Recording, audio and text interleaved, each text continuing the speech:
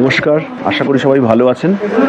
আমাদের recently post করা সান্দাকফুর ভিডিওগুলো সবার খুব ভালো লেগেছে, এই জন্যে খুব সেটা ভেবেও ভালো লাগছে। তো আজকের ভিডিওটা স্পেশালি আমাদের চ্যানেলটা চ্যানেলটা তো ট্রাভেল সাপোর্ট চ্যানেল নয়, কিন্তু সান্দাকফু গিয়ে আমার মনে হলো যে কিছু কিছু জিনিস সবাইকে কিন্তু অ্যাওয়ার করে দেওয়া দরকার, একটু গাইডেন্স দিয়ে দেওয়া দরকার, যাতে যদিও আমাদের ইউটিউবের মধ্যে অনেক বাংলা ব্লগ আছে যেটা অলরেডি সান্দাকফুরের ডিটেলস বলা আছে, তবু আমার তরফে আমি যদি আরও কিছু যেটা মনে হয়েছে সেটা বলতে পারি, সেই পরিপ্রেক্ষিতেই আজকের ভিডিওটা। আশা করি পুরোটা দেখবেন, তাহলে ভালো লাগবে, এবং ভালো লাগলে আরও যদি কিছু কোয়ারিজ থাকে কমেন্টে লিখবেন, আমি সেগুলো জবাব দেওয়ার চেষ্টা করব। তো সান্দাকফু নিয়ে প্রথমে যেটা বলার সেটা হচ্ছে যে আমাদের প্রত্যেকটা অভিযাত্রী তার যেমন একটা টার্গেট থাকে যে আমি বেস ক্যাম্পে পৌঁছবো এভারেস্টে, সিমিলারলি আপাত সাধারণ বাঙালি যারা বেস ক্যাম্পে যাওয়ার শারীরিক ক্ষমতা নেই বা সম্ভবও নয়, তাদের অ্যাটলিস্ট ইচ্ছে থাকে, ইনক্লুডিং মি, যাদের ইচ্ছে থাকে অ্যাটলিস্ট সান্দাকফু চূড়ায় গিয়ে সান্দাকফু থেকে পৌঁছবো এবং স্লিপিং বুদ্ধা দেখব। সান্দাকফু এই কারণেই, কারণ এটা হচ্ছে 11,930 ফিট হাইট, এবং এখান থেকে স্লিপিং বুদ্ধার পুরো রূপটা দেখা যায়। এবার স্লিপিং বুদ্ধাটা একটু এক্সপ্লেন করি। এই যে আমার এখানে অলরেডি যেটা দিচ্ছি, আমি ছবিটা দেখুন, এই ছবিটা ভালো করে লক্ষ্য করুন। ছবির মধ্যে কিন্তু পরিষ্কার, কিন্তু আপনি একটা মনে হবে যে একজন মানুষ শুয়ে আছে, যার মাথাটা হচ্ছে, যার দেখবেন নাক, মুখ, হ্যাঁ, তারপরে গলা, তারপরে সোজা গিয়ে তারপরে পেটটা উঠলো, তারপরে পায়ের পাতা। আর যদি দুপাশে দেখেন তারও দেখবেন যে ডান হাতটা আপনি আরও ভালো করে দেখতে পারবেন।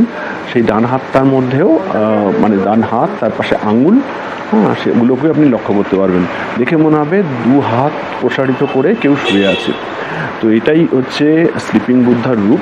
স্লিপিং বুদ্ধা একটা পবিত্র, শুধুমাত্র ট্যুরিস্ট ডেস্টিনেশন না, একটা বৌদ্ধদের কাছে এবং হিন্দুদের কাছে একটা পবিত্র তীর্থস্থানের মতো, যেখানে কিন্তু এই রূপটা দেখা যায়। এবং এই রূপটা যতবার আমরা দেখতে পাই, সেটা কিন্তু এই সান্দাকফু ছাড়া অন্য কোথাও এই এত ভালো করে এটা দেখতে পাওয়া যায় না।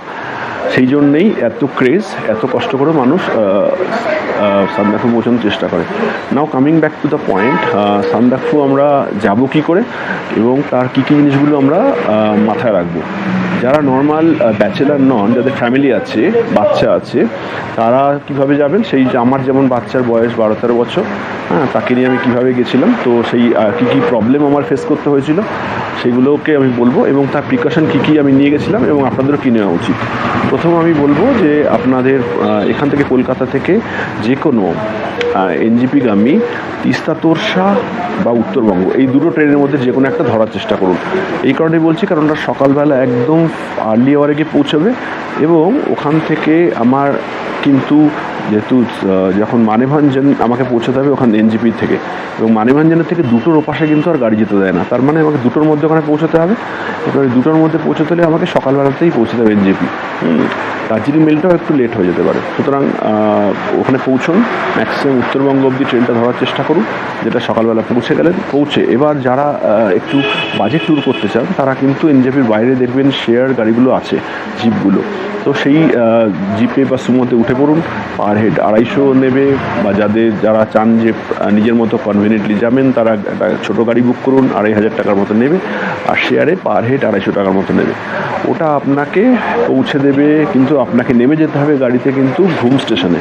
এবার কেউ মানেভঞ্জন অবধি বুক করতেই পারেন গাড়ি, তাহলে মানেভঞ্জন পৌঁছবেন, তো নতুবা কিন্তু শেয়ারে গেলে আপনাকে পৌঁছতে হবে হচ্ছে ঘুম স্টেশন অবধি। ঘুম স্টেশনে নেমে ঘুম স্টেশন থেকে আপনাকে আবার একটা ছোটো মারুতি ভ্যান আছে, সেটা ভাড়া করতে হবে।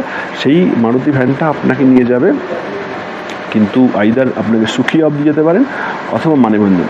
যদি আপনি ওখান থেকে মানেভঞ্জন যেতে চান, মোটামুটি 1000 টাকার মধ্যে দরদাম করলে আপনি পেয়ে যাবেন।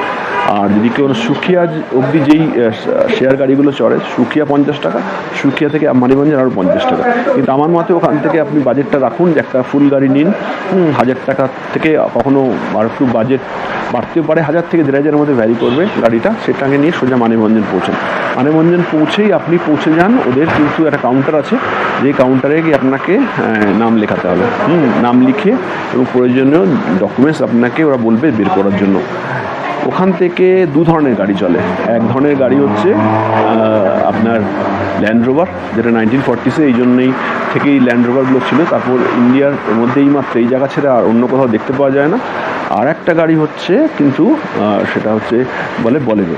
এবার ল্যান্ড রোভার গাড়িগুলোর মানে যদিও অনেকে মানে হেরিটেজ গাড়ি বা ল্যান্ড রোভারে যেতে চান, অনেকে এটাকে ল্যান্ড অফ ল্যান্ড রোভারও বলেন মানেভঞ্জনটাকে, তো সেইটা যেতে চান। কিন্তু ল্যান্ড রোভার আমি পার্সোনালি বলবো ল্যান্ড রোভার না নিতে, কারণ ল্যান্ড রোভার আর বলেরোর দুটোর গাড়ির কিন্তু ভাড়া এক, 5,500 টাকা হচ্ছে স্ট্রেট ওয়ে ভাড়া। আর যত রাত্রি থাকবেন সেটা ইন্টু 1500 ড্রাইভার চার্জ। তার মানে যদি আপনি 2 রাত্রি থাকেন তাহলে আপনার ওখানে কিন্তু 1,500 ইন্টু 3,000 প্লাস 5,500, মানে 8,500 আপনাকে দিতে হবে গাড়িকে। এবার গাড়িকে আপনি দিলেন, গাড়িকে দিয়ে গাড়িতে উঠলেন, প্রয়োজনীয় আপনার আধার কার্ডের জেরক্স নিয়ে যেতে হবে, অন্য কোনো ডকুমেন্ট লাগবে না, ছবি লাগবে না, আধার কার্ডের জেরক্স নিয়ে যেতে হবে। সেটাকে ওরা একটা ফর্ম ফিল আপ করাবে, সেটাকে ওখানকার লোকাল পুলিশ অথরিটির কাছে দিয়ে সাইন অ্যাপ্রুভ করাবে। এইবার তারপর সেই ডকুমেন্টে আপনাকে যেতে হবে সিঙ্গালিলা ন্যাশনাল ফরেস্টের যে একটা প্রথমে চেকপোস্ট পড়বে, সেখানে গাড়িটা যখন স্টার্ট করবে প্রথমেই ওখানে যাবেন। ওখান থেকে কিন্তু 480 রুপিস হচ্ছে সিঙ্গালিলা ন্যাশনাল ফরেস্টের মধ্যে গাড়ি যাওয়ার চার্জ। আর যতজন আরোহী থাকবে তাতে পার হেড ইন্টু 200 প্লাস হচ্ছে 20 রুপিস নেপালের ফিস।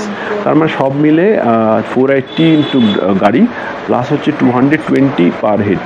এই চার্জটা আপনাকে দিয়ে আপনাকে স্টার্ট করতে হবে। নেওয়ার আগে কিন্তু মানেভঞ্জন থেকে আপনি 5 লিটার বিসলারি বা কিনলে যে কোনো একটা ভালো জলের ক্যান নিয়ে নিন। টুকিটাকি যদিও কিছু বিস্কুট বা কিছু নিতে হয়, বাদাম বা কিছু নিতে হয়, কোল্ড ড্রিঙ্কস বা যা কিছু নিতে হয় আপনাকে ওখান থেকে নিয়ে নিন, নিয়ে বা স্টার্ট করুন। নিয়ে প্রথমেই কিন্তু একবারে আমি বলবো, সাজেস্ট করব, আমি যেভাবে ভেবেছিলাম 2 রাত্রির 3 দিনের প্ল্যান ছিল সেটাই বলছি, কিন্তু আপনারা কিন্তু প্রথমেই যাবেন না একদম সান্দাকফু, প্রথমে যান টুমলিং। টুমলিং একটা বিউটিফুল প্লেস, বিউটিফুল বললে কম বলা হয়। একটু অ্যাকুয়েদারে যদি দেখে যান তাহলে অ্যাকুয়েদার দেখে গেলে অ্যাকুয়েদারে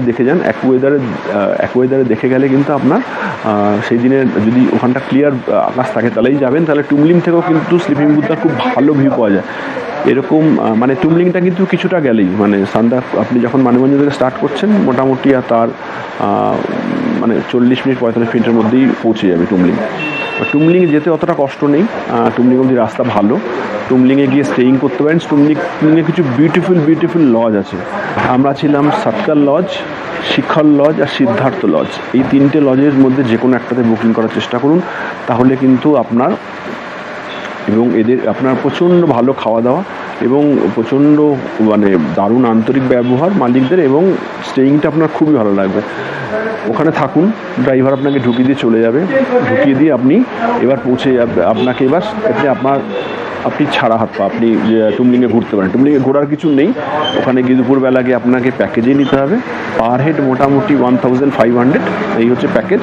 হ্যাঁ, তার মধ্যে ইনক্লুডিং ফুড আর লজিং ফুডিং দুটোই। তার মানে যদি 2জন বা 3জন যাই 2+1, তার মানে 4,500 টাকা দিতে হবে রুম বাবদ আর খাওয়া দাওয়া বাবদ, হুইচ ইজ ডিসেন্ট ওই জায়গায় ওরকম ইনফ্রাস্ট্রাকচার এবং খাওয়ার বাবদ। এবার আপনি সেটাকে দিয়ে রইলেন। এবার খাওয়া দাওয়া হয়ে গেলে বিকেলবেলা একটু হাঁটতে বেরোন, বেরিয়ে ওখানে একটু উপরে একটা রাস্তা যেখানে মিট করছে মেন সান্দাকফু দিয়ে যাচ্ছে, ওখানটাই একটু হাঁটার জায়গা, ওখানে হেঁটে আবার চলে আসুন। সন্ধ্যাবেলা স্টারি নাইটস দেখুন, আকাশে মিল্কওয়েগুলো দেখা যায় পরিষ্কার, সেগুলো দেখুন, রাত্রিটা স্পেন্ড করুন। সকালবেলা ভোরবেলা চলে যান 5টা 5:30টার মধ্যে একদম কিন্তু ওই পয়েন্টে। যদি আপনি অ্যাকুয়েদারে দেখে থাকেন যে দেখতে পাবেন ওটা, হ্যাঁ, তাহলে চলে যান এবং দেখে গিয়ে ওইটা স্লিপিং বুথটা দেখে আসুন। ওখানে দেউলিং থেকেও দেখতে পাবেন। স্লিপিং বুথটা দেখে এবার আবার ফিরে আসুন। ফিরে এসে তারপরে আপনি এবার ওখান থেকে খেয়ে দিয়ে এবার কিন্তু আপনি আবার স্টার্ট করুন হচ্ছে সান্দাকফুর দিকে। সান্দাকফুতে গাড়িটা স্টার্ট করছে। সান্দাকফু কিন্তু এবার প্রথমে ঢুকবে Singalila national forest. Singalila national ফরেস্টের মধ্যে কিন্তু অনেক রেড পান্ডা দেখতে পাওয়া যায় না, ইনফ্যাক্ট অনেক রেড পান্ডা আছে, কিন্তু আপনি কোনো রেড পান্ডা দেখতে পাবেন না, কারণ ওরা লাজুক প্রকৃতির। আপনি এবং গাড়ি এত হর্ন মেরে বেরোয়, তার মধ্যে কিন্তু খুব ডিফিকাল্ট, খুব ছোট্ট রাস্তা, তার মধ্যে দেখবেন চূড়ান্ত ড্রাইভারদের মধ্যে নিজেদের মধ্যে কোঅপারেশন করে ওরা এগোচ্ছে। সেই মধ্যে ওটাকে সোজা গিয়ে আপনার পৌঁছবে কালীপোখরি। কালীপোখরির পরে তারপরে আপনার যাবে গৌরী নিবাস। গৌরীনিবাসের অবধি কিন্তু আপনার ঠিকঠাক রাস্তা, তারপরে কিন্তু রাস্তা বিভৎস খারাপ। নেক্সট 11 কিলোমিটার মানে রাস্তা নেই, বড় বড় বোল্ডার। আমাদের ভিডিওগুলোতে আপনি দেখাচ্ছি কিছুটা ক্লিপিংস, আবারও দেখিয়ে দিচ্ছি, দেখুন কি অবস্থা। এই ছিল রাস্তার বোল্ডারের অবস্থা। এইখানে গিয়ে বোল্ডারের ক্রস করে আপনাকে প্রচণ্ড ঝাঁকুনি সহ্য করতে হবে। গাড়ির সামনের সিটে বলরে বসলে একটু ঝাঁকুনি কম লাগে, মিডল সিটে, লাস্টের সিটে বসলে কিন্তু খুবই অবস্থা খারাপ। অবশ্যই একটা বমির ওষুধ খেতে হবে সবাইকেই, নাহলে কিন্তু শরীর খারাপ হয়ে যাবে। এবার এটা গিয়ে এরকম প্রায় রাস্তা শেষ হতে হতে যখন সান্দাকফু কিছুটা আগে গিয়ে রাস্তায় ভালো বলবো না, এবার একদম সোজা চড়াই গিয়ে আপনি শেরপা সেলের হোটেলটাকে দূর থেকে দেখতে পাবেন, ট্রায়াঙ্গেলের মতো একটা শেপ। তারপরেই আপনি ওখানে ওখানকার বেস্ট হোটেল হচ্ছে কিন্তু সানরাইজ হোটেল হচ্ছে এখানে বেস্ট হোটেল, কেন ব্র্যান্ডেড এবং সবাই ওখানেই থাকে। আমি ফোন নাম্বারটা দিয়ে দিচ্ছি, এই ফোন নাম্বারে কিন্তু হোয়াটসঅ্যাপ করে আগে বুক করতে পারো। ফোনও ধরে না, ওদের মতো সময় আপনাকে রিপ্লাই করবে এবং ফোনে একটা গুগল পে নাম্বার দেবে, তাতে আপনি বুক করবেন। সানরাইজ হোটেলেও এগেইন লজিং ফুডিং সব ইনক্লুসিভ, আপনি থাকবেন সেখানে। সন্ধ্যাবেলা ওরা পাকোড়া দেয়, চা থাকে এবং অটোমেটিক নিজে সেলফ সার্ভিস, কোনো লোক দেওয়ার নেই। দিনটা খুব ভালো লাগবে, কিন্তু এইবার খেলটা সবে রাত্রিবেলাতে। এবার আমার ছেলে রাজ, যখন ওর 12+ এরকম বছর বয়স, ওর কিন্তু রাত্রিবেলা যখন আপনি মোটামুটি রাত্রি 10:30টার পরে আপনাকে দরজা তো সব বন্ধ হয়ে যাবে, আপনাকে ঘরে ঢুকতে হবে ভোর সকাল 4:30 পৌনে 5টায় উঠতে হবে, কেন সানরাইজ তো 5টা 5:20 থেকে হয়। মোবাইল যদি টাওয়ার আসে, কখনো নেপালের টাইমিং দেবে, কখনো ইন্ডিয়ার টাইমিং দেবে, কেন সান্দাকফু লজ এই পুরো জায়গাটা হচ্ছে কিন্তু নেপালের দিকে। আর এই পুরো রাস্তাটাই কিন্তু আমি অলরেডি দেখিয়েছি, কিছুটা রাস্তা হচ্ছে নেপালে, এক পা নেপালে, রাস্তার এপাশে জাম্প করলে কিছু ইন্ডিয়া। এই পুরো মানেভঞ্জন থেকে সান্দাকফু পুরো রাস্তাটাই তাই। এবার আপনি যখন ওখানে রাত্রিবেলা সারা রাত্রির ওখানে আছেন, রাত্রিবেলা কিন্তু এবার আসলে আপনার প্রবলেম শুরু হবে, কারণ অক্সিজেন ভীষণভাবে ড্রপ করে, এবং অল্টিটিউড সিকনেস প্রচুরভাবে দেখা যায়। আমার ছেলে যেন বলছিল প্রচণ্ড গরম লাগছে ওই ঠান্ডার মধ্যে, মাইনাস টেম্পারেচার কাছাকাছি টেম্পারেচার, আমার গরম লাগছে। তার মানে আমি বুঝলাম যে সামথিং কিছু একটা গরমাল হচ্ছে, এবং আমাদের প্রত্যেকের মাথায় প্রচণ্ড যন্ত্রণা মাঝখানে। তো অক্সিজেনের আমার কম মনে হলো, অক্সিজেন কম মনে হওয়াতে এবার তারপরে আমরা কিন্তু অক্সিজেনের ছোট সিলিন্ডার নিয়ে গেছিলাম, অক্সি 99 নিয়ে অলরেডি একটা ভিডিওতে আছে, সেই সিনটা আবার দেখিয়ে দিচ্ছি। এইভাবে কিন্তু একটা পাম্প করতে হবে, নাকে অক্সিজেনের পাফ দিয়ে অন্তত আমি 10-15 বার পাফটা মারলাম, এবং তারপরে আস্তে কিন্তু ছেলে স্টেডি হলো। তারপরে এইবার রাত্রিটা কোনো মতেই ঘুম এলো না, বাকিদের বসেই রইলাম। নয় যে ছেলের চিন্তায় আমি ঘুমোতে পারবেন না, চেষ্টা করলো। ভোরবেলাটা হবে, সোজা সানরাইজের ছাদ দিয়ে চলে যান, ছাদ থেকে আপনি পরিষ্কার 360 ডিগ্রি ভিউ দেখতে পাবেন। 360 ডিগ্রি ভিউ মানে একদম কিন্তু আপনার স্টার্টিং ফ্রম এভারেস্টের ওই চূড়া থেকে শুরু করে পুরো সিপিং বুদ্ধার এই কাঞ্চনজঙ্ঘা অবধি পুরো প্যানোরামিক ভিউ। সেটাকে অলরেডি আমরা দেখেছি, দেখুন আমাদের এক্সাইটমেন্ট কীরকম ছিল, দেখে আপনি দেখুন একবার।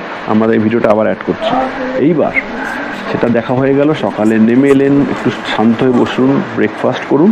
তারপরে কিন্তু সব গাড়ি ওখানে একসাথে চলে, একসাথে ওঠে, কারণ যদি একটা গাড়ি আটকে যায় অন্য গাড়ি যেন হেল্প করতে পারে। একা কোনো কারোর ড্রাইভারের পক্ষে সম্ভব নয় রাস্তায় যাওয়া।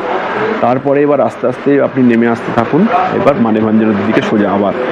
এবার মানেভঞ্জন আমরা স্টেটআপে নেমে আসলেও কিন্তু রাস্তায় এবার অক্সিজেনের জন্য আমার ওয়াইফের যেমন হয়েছিল, অক্সিজেন কমে যাওয়াতে অনেক ওকে নেমে আসার পরেও আবার অক্সিজেন নিতে হয়েছিল, সেটা ভিডিওটা আমি দেখিয়েছি। আমরা চলে এসেছিলাম ওখান থেকে মানেভঞ্জন থেকে আবার একটা 2000 রুপিস চেয়েছিল, সবাই তাই চাইছে, 1800 টাকার অফার হয়েছিল একটা গাড়ি নিয়ে সোজা দার্জিলিংটা আমাদের কাছে একটা কমফোর্ট জোন ছিল, একটা স্টেইং জোন ছিল, কারণ ওই অবস্থা, শারীরিক অবস্থায় কিন্তু শিলিগুড়ি যাওয়া সম্ভব ছিল না। আমি এখন এই ভিডিওটা শ্যুট করছি সেখান থেকেই। তো সেখান থেকে কিন্তু এবার আপনি ওখানে দার্জিলিংয়ে একদিন স্টে করুন, গ্লেনারিসে একটু টাইম স্পেন্ড করুন। আপনি এখানে পাশে মহাকাল বলে যে হোটেল আছে, বাঙালি খাবার, খুব ভালো খাবার, সেখানে খান, একটু লেজার আওয়ার কাটান, তারপরে এবার আস্তে আস্তে ফিরে যান এনজেপির দিকে।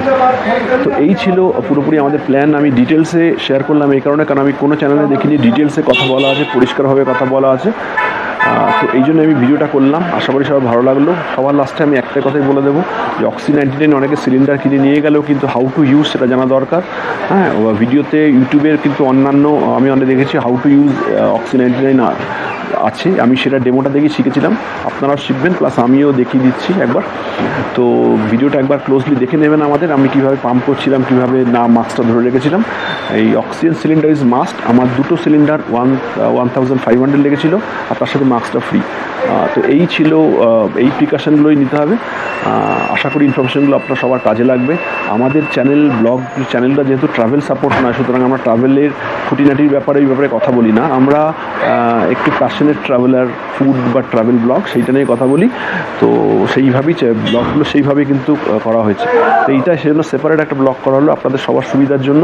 যদি ভালো লাগে এই ভিডিওটাকে সবার মধ্যে শেয়ার করবেন, যাতে অন্যদের উপকার হয় এই ইনফরমেশনগুলো জেনে।